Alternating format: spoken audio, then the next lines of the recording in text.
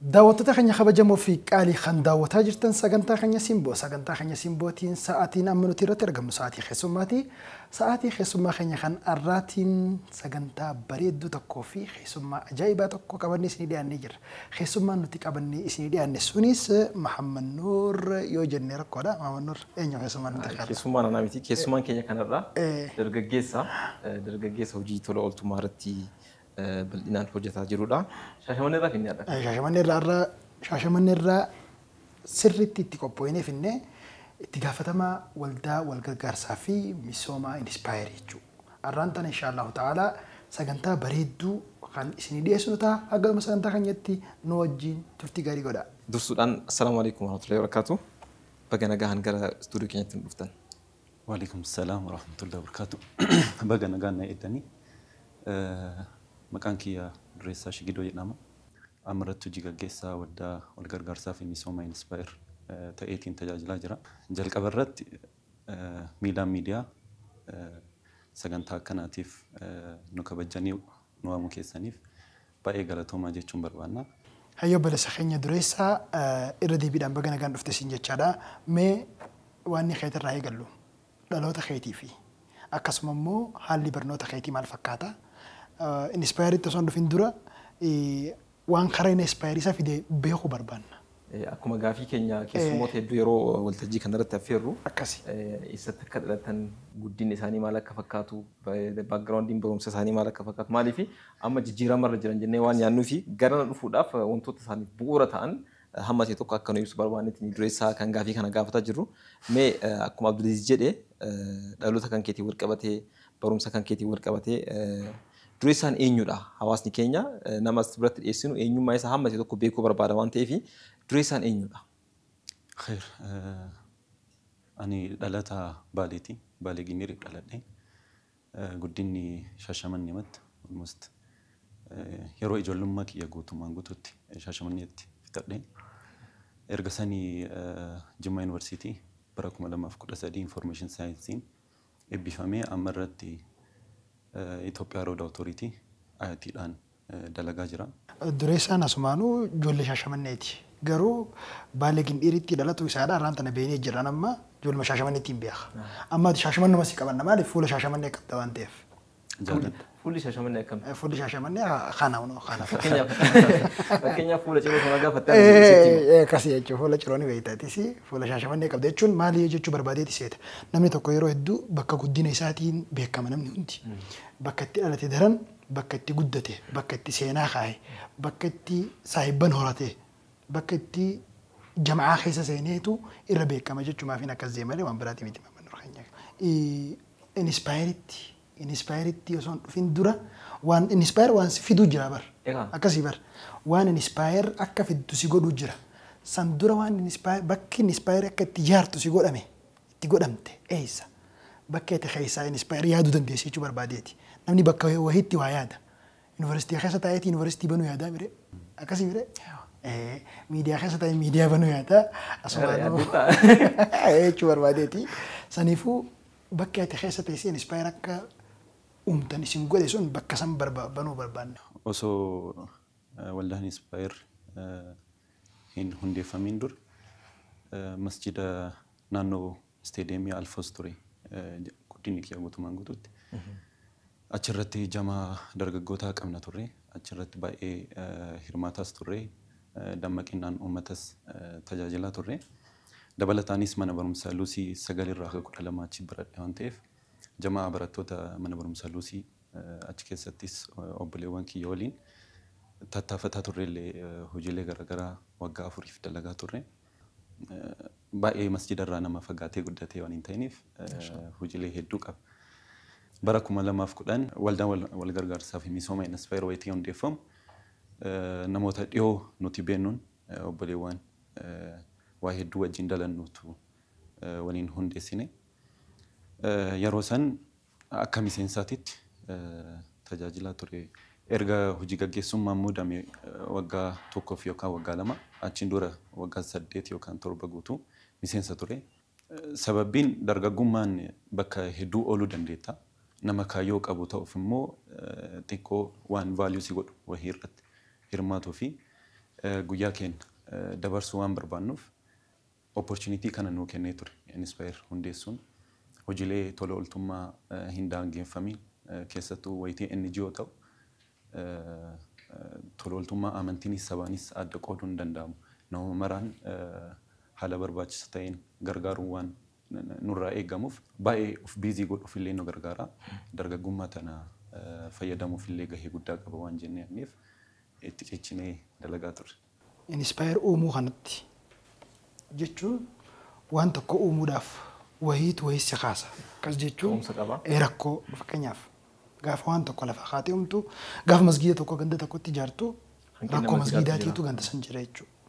Inspire gaafa uumuuf kaatan marii guyyaa duraas laanuu yaadachiifte maaltu isin dhimmamsiise maaltu isin yaachise akka hawaasatti jechuudha. Waan isin yaachisan guddaa hawaasni baruu barbaada nuti illee baruu barbaanna.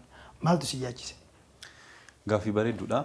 Wayitii jalqaba NGO murteessinee hundeessinuu waldaa kan akka Shaashamanneetitti yookaan akka Arsii Lixaatitti I don't know akka Oromiyaatitti illee yoo ta'e NGO'n jara kaawwaniin beekamu malee jara kennaan hin beekamu.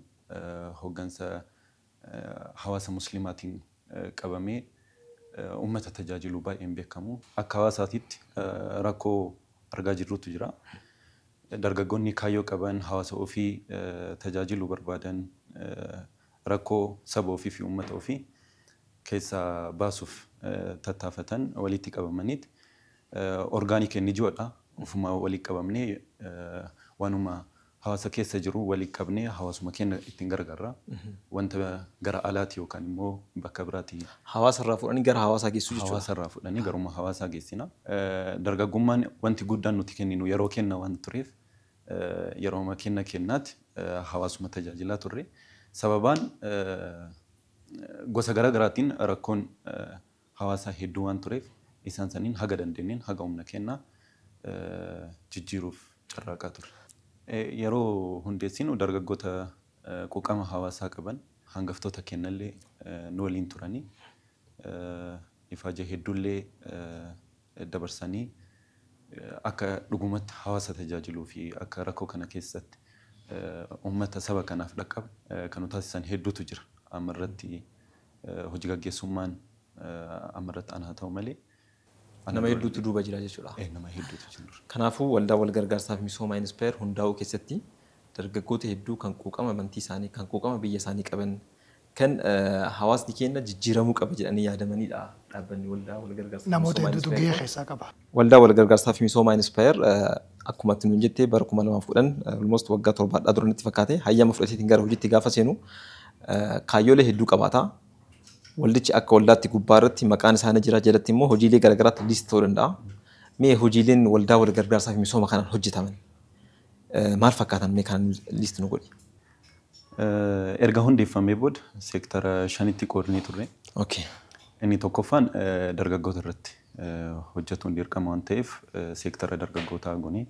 Inni lammaffaa immoo fayyaa irratti wanta guddatu dalagamuu waan qabuuf isallee seektara tokko kennineefi. Inni sadaffaa fi inni guddaanis waa'ee barnoota wajjin wal qabatee seektara sadaffaati. Seektarri afuraffaan hojiilee tola ooltummaa wajjin wal qabatan baay'ee badhaadha keessi isaa. Inni shanaffaan immoo ashaaraa magariisaa ganna fa'aa eeggatee kan dalagamudha. Wayitii badhinaan keessa isinii ibsu kan tokkoffarra jiru dargaggoota irratti xiyyeeffatee kan dalagu akkuma isinitti hime wayitii hundeessin kaayyoo wayii qabannee kaanii turre. Hawaasa kennaaf birmatuuf dargaggoota kaayyoo qabantu nu barbaachisa. Namni 5 namni 10 hundeessee qofa biyyatti gara wayitii ceesisuu waan hin dandeenyeef hawaasni jenereeshinii nu booda dhufus jenereeshinii kaayyoo qabu bakka hin taane nama bakka hin taane ooluu akka hin taaneef sirriitti isaan irratti xiyyeeffannee dalaguu. Oomisha dargaggootaa jechuudha. Sirriitti isaan irratti dalagaa turre. Leenjilee garaagaraa wantoota isaan self development isaaniif isaan fayyadu baay'ee shape godhaafii turre. Firii isaallee baay'ee arginee jira. Still dargaggoon dhaabbata keenya jalatti leenjii fudhatan of beekanii hawaasa ofiitiif maal akka dalaguu qabanis hin beekani. Karooraa fi kaayyoo guguddaa ijoollee qaban ta'anii argamanii jiru. Inni lammaffaa immoo fayyaa wajjin kan wal qabatudha. Of jalatti hojiilee hedduu qaba. Inni guddaan fi inni jalqabaa arjooma dhiigaati. Arjoomni dhiigaa marsaa hedduutiif akka magaalaa Shaashamanneetti marsaa haganaatiif kan dhaabbatni yookaan waldaan dhiiga arjoomeen jiru seenaa guddatu dalagamee jirallee. Jalqabumaan raawwatii arjooma dhiigaa kana jalqabnu baankii dhiigaa Shaashamannee hin jiru ture. Baankii dhiigaa Baalee Gobbaa wajjin taaneeti bara 2010tti arjooma dhiigaa marsaa jalqabaa dalanne. Sababaan baankiin dhiigaa Shaashamannee hundeeffamuutu waldaa kennatu harka keessaa qabu yookaan immoo gahee olaanaa taphatee jira jechuudha. Inspire waan jiraateef sagantaa dhiigaa guddaa Inspire waan arjoomuuf Gobbaa fi magaalaalee garaagaraa irraa waan dhufuuf dirqama magaalaa Shaashamanneetti illee baankiin dhiigaa ni barbaachisaa maqaa jedhuun sababa kanaan baankiin dhiigaa Shaashamannee dhufee jechuudha. Baankiin dhiigaa Shaashamanneetu akka Arsii lixaatti dalaga. Akka Arsii lixaatti dalaga. Kanaafuu dhaabbanni Inspire wayitii dhufee arjooma dhiigaa kana tokko jedhee jalqabu akka Arsii lixattuu furmaata tokko fide jechuudha. Hanqina dhiigaatiin namoota lubbuu isaanii dhaban kanniniif furmaata baay'ee hojjetee jira. Wantoota erga nu hundeessinee booda dhufan keessattuu kan hanqina dhiigaa wajjin wal qabatu firiin argame hundu bu'aa dhaabbanni kenna. Uummata kanaaf qoodeedha. Inni sadaffaa hojiilee tola ooltummaa jennee hojiilee tola ooltummaa keessatti gargaarsa hawaasaatiif hawaasumarraa sassaabaat hawaasa kan ittiin tajaajiludha. Akka fakkeenyaaf gara aanaa shaallaa wayitii hongee fi beela garaagaraa irratti yeroo marsaa hedduutiif dhaqqabaa fi turre hawaasa hirmaachifnee waan hedduu dalagaa turre. Akkasis yeroo COVID-19 yeroo sanitti uummanni gara alaa bahee waa dalagatu hin dandeenye waan ta'eef rakkoo cimatu ture namni hunduu waan beekuuf yeroo sanillee miseensonni Inspire akka uummata kaanii manatti taa'uu osoo qabanii riskii san fudhataniiti hawaasa san dhaqqabuuf hojiilee guguddaa dalagamaa ture. Uffata wajjin wal qabatee nyaata wajjin wal qabatee asbeezaa garaagaraa bakka sirriitti hanqinni jira jennee yaan uummanni miidhamaa jiru baay'ee ta'us ka daran miidhamaa jiru laallee isa kattaane sanniiniif geessaa turre hojii hin dagatamiin dalannee gaafsanillee. Hojiin inni afraffaan yookaan seektarri afraffaan barnoota wajjin wal qabata. As biratti illee hojiilee gurguddaa lamatu jira. Inni tokkoffaan Excellence Award ijoollee qabxii olaanaa fidan akka godina Arsii lixaatitti mana barumsoota hundarraa qabxii walii sassaabnee ni badhaafna. Inni barumsa wajjin wal qabatu inni lammaffaan immoo meeshaalee barumsaaf barbaachisan dabtara fa'aa boorsaa fa'aa barattoota harka qalleeyyii ta'aniif dhaqqabsiisuu fi sababa hanqina meeshaalee barnootaatiin jenereeshinii dhufu barumsaan adda kuteetti gara biraatti akkan ol gahee kenna taphatuu qabna yaada jedhuun sanillee haga dandeen uummatarraa waa sassaaba geessaa turre barattoota hedduu barumsa wajjin akka itti fufan godhuudhaan sunis seenaa hin dagatamne. Inni shanaffaan ashaaraa magariisaati. Ashaarri magariisaa ganna yeroo baruma hunda dalagaa turre. Biyya misoomsuunis kaayyoo kenna waan ta'eef hawaasas akkuma soosaayitii ijaaraa jirrutti biyyallee ijaaruun dirqama kenna waan ta'eef san keessa shoora qabaachuu waan qabnuuf dalaggaalee san dalagaa ture. Seektarri shanan tani. Wallaahi hojii bareedduudha kan hojjechuu turtanii akka Inspiritti hojiiwwan ammaatiin ukaafte kuni seektoroota gurguddaa kan garuu yeroo hedduu jamaalee keessattuu jamaalee gama muslimaatiin jiran irratti hedduu xiyyeeffannoo ittiin kennamnedha. Fakkeenyaaf gama dhiiga arjoomootii yoo ta'e gama fayyaatiin yeroo hedduu namni keenya kun yeroo hedduu bakka kanatti hirmaannaan isaa owwaa miti. Ashaaraa magariisa keessatti haa ta'u akkasuma immoo barnoota irratti illee hedduu gartee ifdubatti waan taanee jira. Magaalaa Finfinnee malee magaalaaleen biraan xiyyeeffannoon barnootaaf kennamee barattoota gohoomsuu irratti barattoota jeenomsuu irratti hamilee itti godhuu irratti hedduu dhiphaadha. Mee hojiilee hojjetan kana keessatti akkami haalli isin ittiin fakkeenyaaf hojiin isin irratti hojjetan irra guddaan hojii tola ooltummaati. Hojii tola ooltummaa keessatti immoo xiyyeeffannoon kutaan hawaasaa isin irra godhatanii deemtan amantii fi saalaan kan adda bahu moo warra amantaa musliimaa qofa irratti kan xiyyeeffattan. Xiyyeeffannoon keessan guddaan eessarratti hawaasa hundaaf hojjettan moo akkami? Gaafii bareeda. Xiqqoo NGO irraa ka'ee haa ibsu yaada kan. Yeroo hedduu yeroo NGO jedhamu namni baay'ee hubannaa waa'ee NGO hin qabu hawaasni keenya keessattuu. Amantii wajjin waliin qabatu. NGO non-governmental organization wayitii ta'u miti mootummaadha.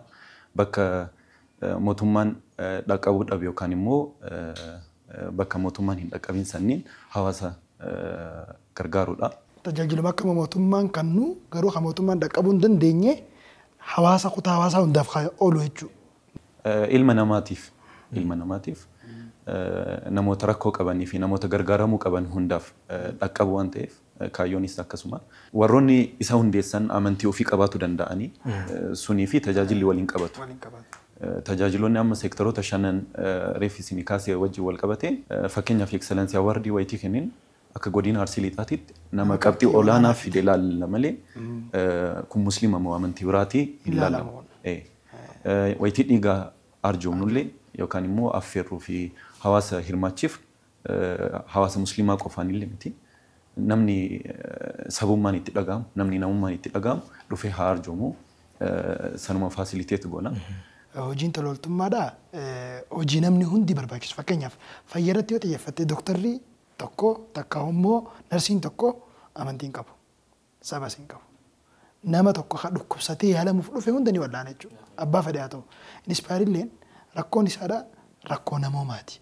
Hawaasa akka hawaasatti fakkeenyaaf ayyoon takka takkaa'uu haati takka tan dahuuf dhufte. Isiin amantaa biraa qabdi jettee ati hin dhiiftu bar. Kana jechuun immoo tola ooltummaa waan rabbiin keenya ittiin hojjetu. Namummaa dura dursoo islaamummaa ittiin hojjecha. Namummaan islaamummaa irraa baramte. Akkasii sanii fi hojiin tola ooltummaadhaa ashaaraa magariisaa haa ta'u, fayyarratti xiyyeeffatan haa ta'u, barnoota irratti haa ta'u, hawaasa tokko keessaa dhalattee gohoomsuu jechuudha. Kun jechuun amma gama fuulduratti nuti immoo inspaayirii irraa waan nuti eegnu jechuudha. Inspaayirii irraa naannoo keessan bira akka dabartan barbaanna isinirraa. Waa'ee guddina irratti biraanchii sadii qabamu irratti kan hundeeffame Shaashamannee ta'us Finfinnee irrattis biiroo hin qaba.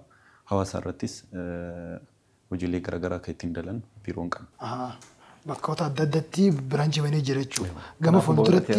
Gama fuulduratti asirratti wanni si gaafatu barbaadu.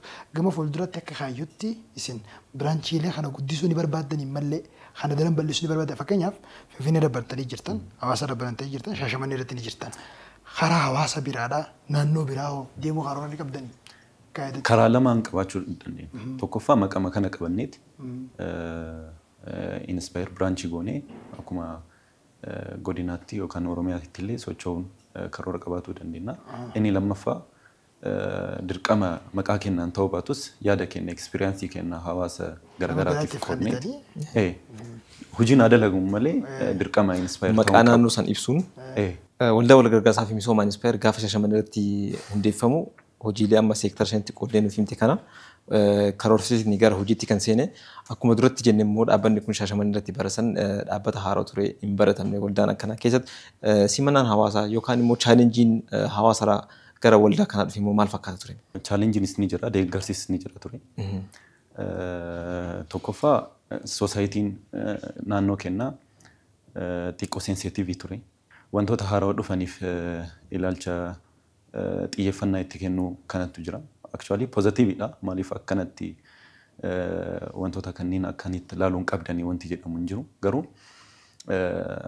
jalqabuma yeroo nuti dhufnu hubannoo kana sirreessuu fi yeroo hojii kanneen dalan islaamummaanis hojii namummaa kanneen deeggarti malee deeggara malee irraa nuun dhoogu waan ta'eef itti seennee hubannoon kun haga lafa ga'uuf chaalenjii guddaa ture.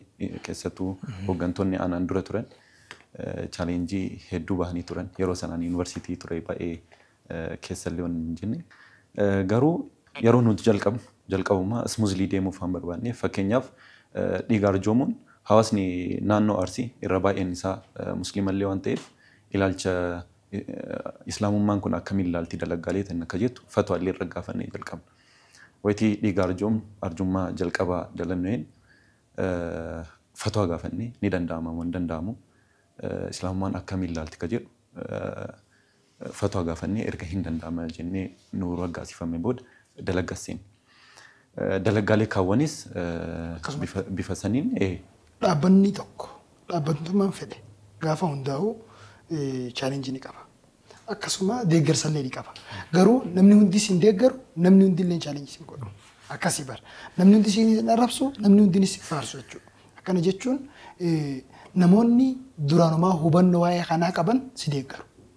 Kanummoo duraanumaa hubannoo hin qabne sin deeggaran. Akkasuma immoo namootuma kana keessa osoo beekoo kan sin deeggaree jira. Akka ati qoftuuf, akka ati sagantaa kana ittiin fufneef, akka ati hojii kana ittiin fufneef warri si godhan hedduutu jira. Chaalenjii san hunda bahattanii arra bakka guddaa geessanii jirtan. Bakki guddaan isin geessan kun bakka kami? Hawaasni hubannoo kana fudhatee arjooma dhiigaa irratti isin wajjin akkasuma shaaraa magariisa irratti bakka barnootatti hojiilee isin hojjettan hunda irratti isin wajjin jiraachuun isaadha waan hedduu nama gammachiisaati. Arras bagas geessan alhamdulillah jechuu barqabdan. Akkasuma immoo hawaasni illee baga gammaddan jennaan. Mee gama arjooma dhiigaa haa deebinu. Sumaanoo arjooma dhiigaa kanarratti yeroo hedduu akkamitti gartee sagantaan isin baaftanii deemtan waggaatti yeroo meeqa gootan gaafa gootan immoo nama akkamii akka kaaftan amma hoo yeroo meeqaffaadhaaf kan gartee arjooma dhiigaa godhuuf deemtan.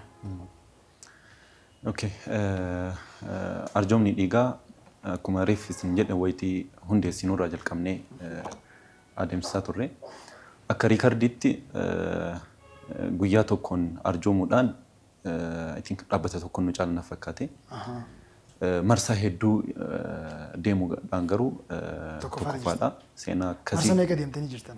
Marsaa 19 hojjannee jirra. Marsaa 19 dalannee jirra. Marsaa 20ffaa guyyaa boru almost hojii hunda xumurree jirra.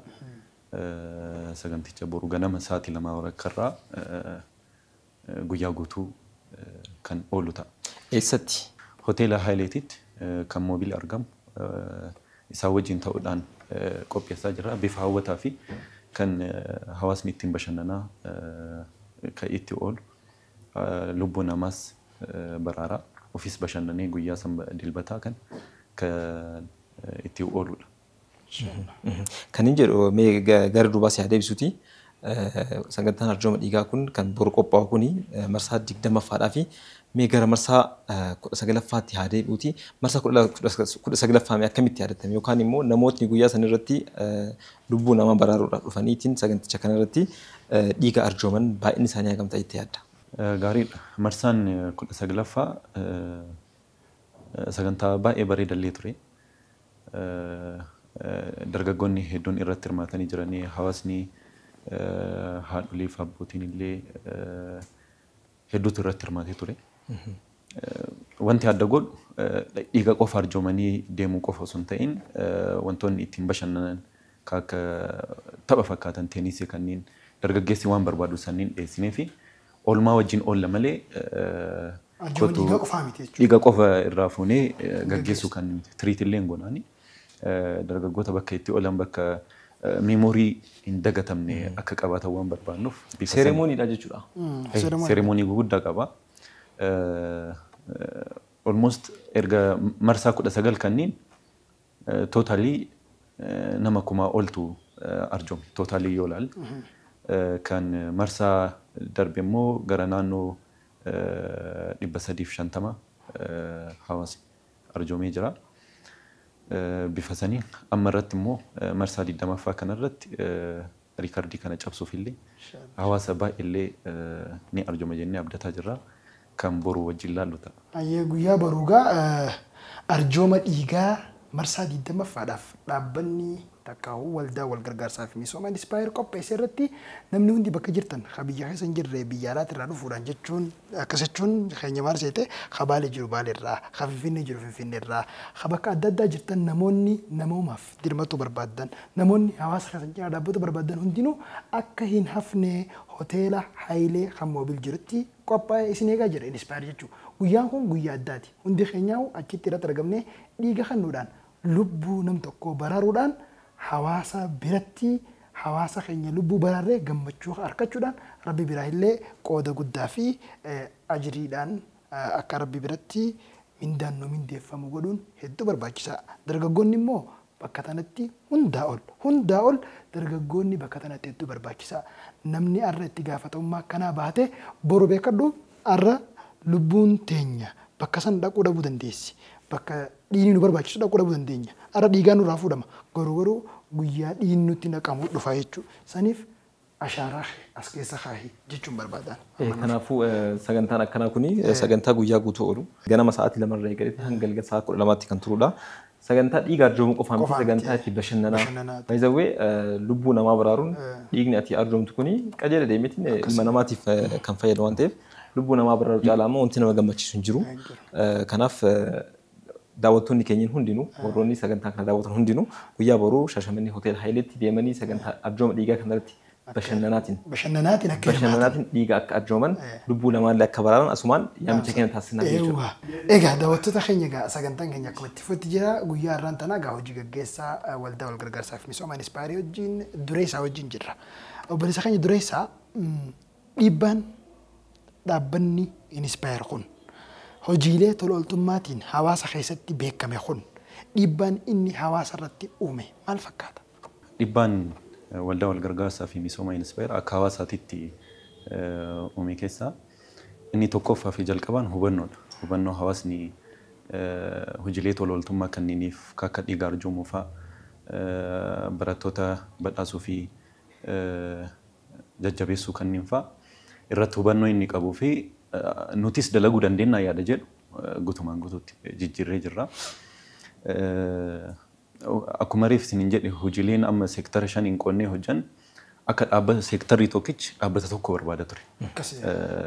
Fakkeenyaaf barnoota wajjin wal qabatee dhaabbanni tokko osoo hojii kiyya jedhee itti seenee sunuu gahaa ture. Dhaabbata gara 5 of jalatti qabannee ijoollee volontiirii yeroo isaanii osoo hin qisaasessiin irratti hirmaatan hedduuf jalatti qabannee bifa saniin dalagaa turre. Dhiibbaan inni Shaashamannee keessatti qofa daanga'ee miti. Akka Arsii Lixaatti dhaabbattoota hedduutu jira kan nu mari'achisanii bifa kamiin dalagaa jirtanii maaltu nurraa eegama akkam godhuu qabna jedhanii nu bira dhufanii nu mari'atanii hojiilee tola ooltummaa bifa garaagaraa kan dalagaa jiran hedduutu jira. Akkuma Oromiyaatittis hawaasa irratti illee waan biraanchii qabnuuf gara uummattoota kibbaa amma irratti Sidaama jedhaman fakkaatee naannoon hojiilee kennu wajjin muuxannoo nuti qabnu kanneen fudhataniiti akkaataa itti deemuu qabaniin deemaa turanii. Kuni bu'aa guddaadha nuuf jalqaba irratti baay'ee miidhamnus maqaan hin taane nurra bahus amma irratti jenereeshinii Shaashamannee keessa jiru irra hedduun Inspaayir ni jaallata ni hordofas. Almost jenereeshinii amma dhufaa jiru irra baay'een isaa bu'aa Inspaayiriiti. Dhaabbattoonni Shaashamannee keessatti bifa garaagaraatiin waa'ee barnoota wajjin wal qabate yookaan waa'ee islaamummaa wajjin wal qabates ta'ee wantoota tola ooltummaa fi dalagaalee hawaasaa tajaajilan hundinuu bu'uurri isaanii Inspaayir jechuu dandeenya. Takkii qaamumaan yookaan immoo humnaan gargaarreenii wajjin taaneet yookaan immoo yaada kana arganiiti karama isaaniitiin dalagan. Lachuu irra gammanna. Akkasitti dalagamullee qaba.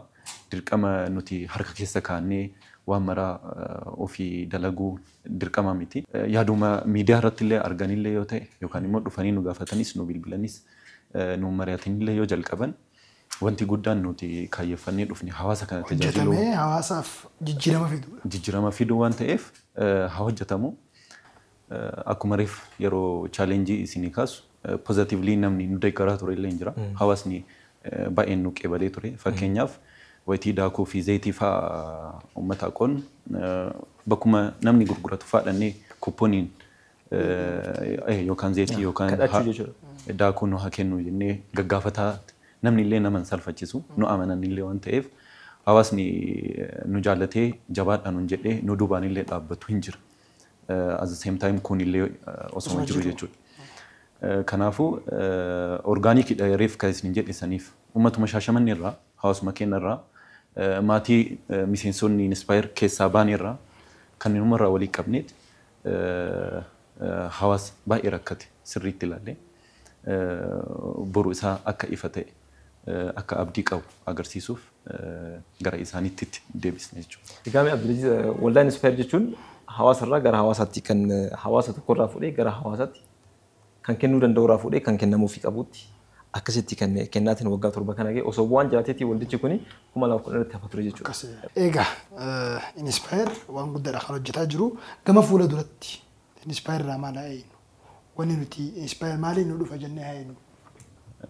Inspire almost erga hundeeffamee irraa jalqabee hojiilee tola ooltummaatiin dalagaa ture. Gara waggootaan darbee irraa jalqabnee immoo piroojeektii haaraa jalqabnee turre. Sooshaal miidiyaa irratti yoo hawaasni arguu danda'a. Kutaalee dabalataa mana barumsoota garaagaraatiif ijaaruu fa'a piroojeektii International Call Organization wajjin ta'uudhaan dalagaa turre. Waggaa 5 darban hojiilee tola ooltummaa fookas goonee turre. Amma irratti immoo piroojeektii guguddaa hawaasa keenya fayyaduu danda'an kan rakkoo bu'uura ta'an kan ittiin hiiknu isa sanniin karoorsaa jirra. Itti deemaas jirra. Wantoota haaroo, wantoota gurguddoo bifa haarawaatiin gara hawaasa keenyaatiitti ni dhufna jennee abdanna. Erga dalannee booda agarsiifna waan ta'eef hundaa asitti hin guddaadhaan nu eegaa jechuu barbaadde. Abdulaziz gaafii keenya gara xumuraatti deemna. Xumura irratti waldaa wal gargaarsaa fi misoomaa Inspire erga hundeeffamee almost 2010 irraa eegalitti hanga ammaatti waggaa hedduu lakkoofsisee jira. Dhaabbata bu'aa malee socho'u ta'uudhaan wal qabatee immoo chaalenjiilee garaagaraatu jira. Chaalenjiilee kana keessa darbuuf immoo deeggarsi hawaasaa ni barbaachisa. Qaama mootummaas haa ta'u miti mootummaanis ni jira. Namoonni dhuunfaas ta'u even miseensonni illee ta'uu ni danda'ani. Waldaa kana utubanii asiin ga'uu irratti gahee hedduu kan bahantu jira. Mee ati immoo waldaa wal gargaarsaa fi misoomaa Inspire bakka bu'uudhaan sagantaa kanarratti qaamonni galateeffachuu barbaadu jira carraa kanatti fayyadamuudhaan galateeffadhu. Dhaabbilee galateeffachuu barbaadu inni jalqabaa miilaan miidiyaa sagantaa kanaatiif nu affeertanii nu kabajanii yaada keenya hawaasa bal'aatiif akka geessinu nu waamu keessaniif carraa kana nu kennu keessaniif baay'ee galatooma. Dhaabbilee mootummaa baay'ee kan nu gargaaraa turan hojiilee garaagaraa keessatti nu gargaaraa turantu jira. Waajjira kantiibaa magaalaa Shaashamannee, waajjirri hawaasummaa, waajjirri dhimma dubartootaa fi daa'immanii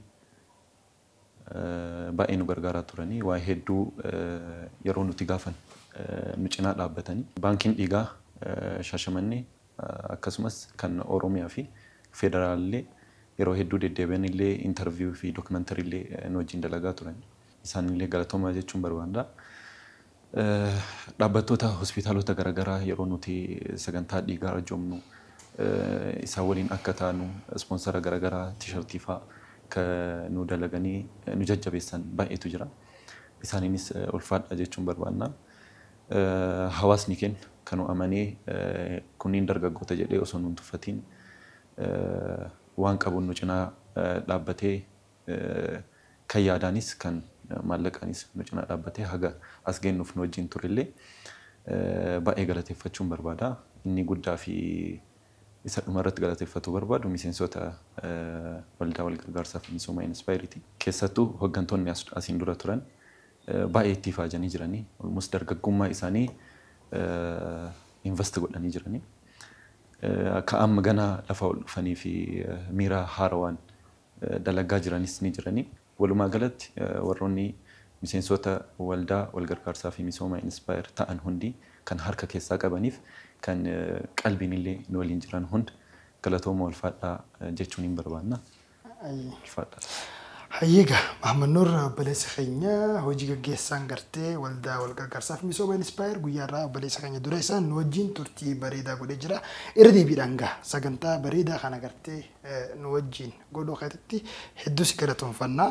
قالتهم سين جناتينو أي قلتهم أيه إيه إن شاء الله تعالى دعوة تخينيا قويا برو مقالة شاشمني والدول غرغر صافي ميسوما إنسباير أرجوما ديغا مرسا دي دم فادف قدو فوان ديموف حواسني خينيا في درجة قلنا خينيا وندي خيسانو هوتيلا هايلتي أركمودان أرجوما ديغا خيسان اللي أكا خليتني في أكا سما أولما خيسان بريدا بشنانا أكا دبرستان سنين جاچادا ساقنتان كنيا خنسيب موخان بشناناتيس اتفوفا نوجين ترتي غاري قداسين